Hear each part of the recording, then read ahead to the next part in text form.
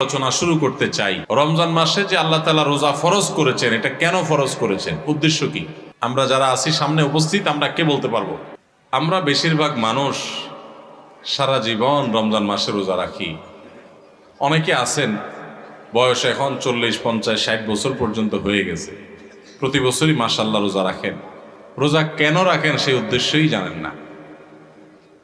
তাহলে কিভাবে আপনার রোজার উদ্দেশ্য আপনি সফল কাম হতে পারবেন? আপনি কেন রোজা রাখেন সেটাই যদি না জানেন, তো এই রোজা আপনার কি কাজে আসবে? ভাইরা আমার, বেশিরভাগ ভাইরাই সঠিক উত্তর দিয়েছেন আলহামদুলিল্লাহ।